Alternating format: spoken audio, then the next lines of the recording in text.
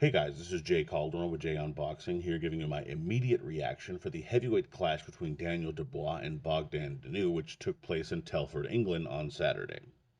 Now, for a little bit of backstory, in case you guys are unaware, this was the first fight for Dubois since his first professional loss, which came at the hands of Joe Joyce. Looking to rebound, he was taking on a sort of perennial contender in Dinu, a guy who really has been around the block and has faced some of the upper echelon guys or first or second tier guys and has come up short. So this was a decent test for Dubois and kind of seeing where he was, especially mentally coming off such a potentially sort of career draining fight and loss against Joyce. So it was really going to be interesting in seeing whether or not he really how well he did more than whether or not he won the fight, which of course he did. He did win by second round KO.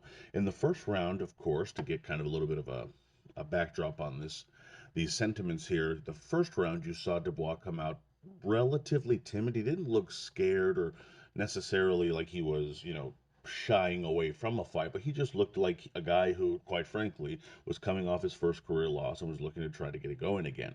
Especially with the new trainer, you might be overthinking things, which he does have now. He's trying to implement these things, and of course, you're not going to necessarily change a tiger stripe completely, but you're going to want to make sure that you're listening to your lead guy there. And I think you saw a little bit of all of that, just kind of the apprehension of coming off his first loss, of wanting to impress, of not wanting Danu to think that he has a right to be there in the fight, and then of course trying to make sure that you're implementing these new things, but still being true to yourself. And for a young fighter who's coming off your first loss, that can be something of a puzzle to solve in that first frame, and I think that's what we saw.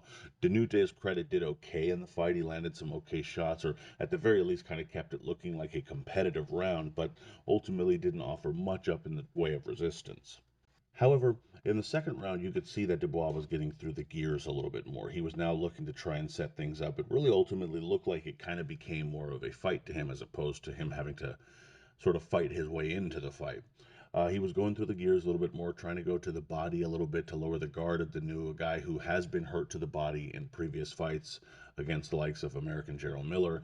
And you could see Dubois was thinking and they're trying to put some things together and was certainly looking to land his powerful right hand, which of course is his bread and butter. Ultimately, he was able to string a few of those together, came up short with a couple, but was still pressing and pressing responsibly, wasn't leaving himself too open. In that exchange, he managed to get clipped a little bit, but took it well and ultimately landed the right hand that dropped Danu and ultimately stopped him, dropping him for the entirety of the count.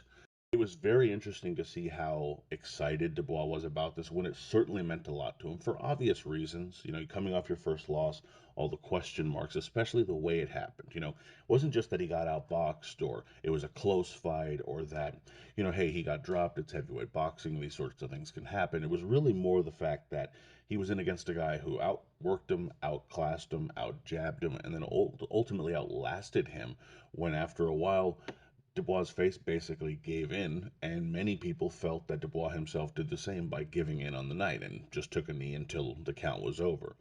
And to his credit, Dubois never denied that he did that, but I think a lot of people kind of held that against him because, of course, you have that philosophy or mentality in boxing that you just can't quit. Ultimately, it's not my face, it's not your face.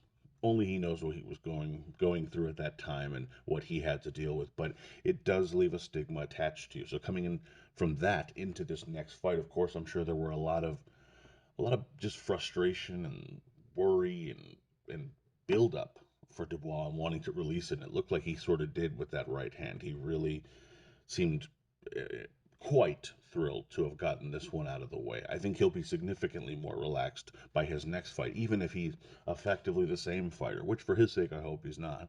I hope he is a better version of himself, but at the very least, he's gotten this one out of the way, and that's kind of what he was looking to do.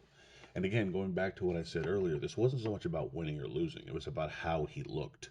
And in terms of, whether or not he was going to win or lose, he was the big favorite in this fight for a reason. He was expected to win. Yes, anything can happen based upon the circumstances we've kind of discussed here already, but the expectation was that he wins. It was how he won. So the two things going into this fight that I was really kind of looking into and kind of wanting to figure out myself was A, did he look like a fighter who had kind of picked up any new tools or tricks, which again was always going to be hard to see in his first fight. And then B, how did he deal with the sort of pressure that he had going into this fight?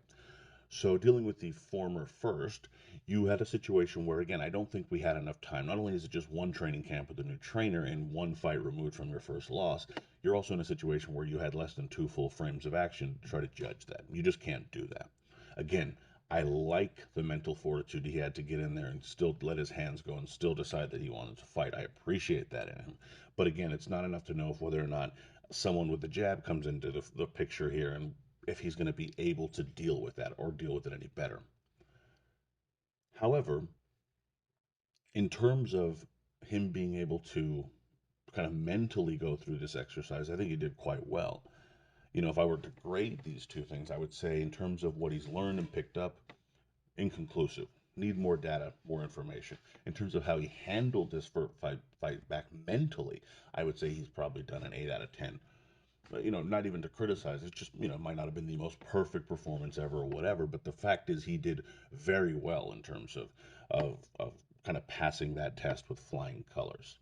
It'll be interesting to see who they match him up with next moving forward. I mean, that could be a number of different names, and it'll be interesting to see which ones work. I think the best bet is, again, probably a couple more confidence builders, just keep him busy for the rest of the year. And then maybe next year start facing him off against those sort of secondary tier guys, a guy a la a Gerald Miller for that matter, and see where he kind of falls there. Because ultimately, he still is going to have to step up, but he just has to do it gradually. He's not going to be hot shotted like an AJ. He needs to be built.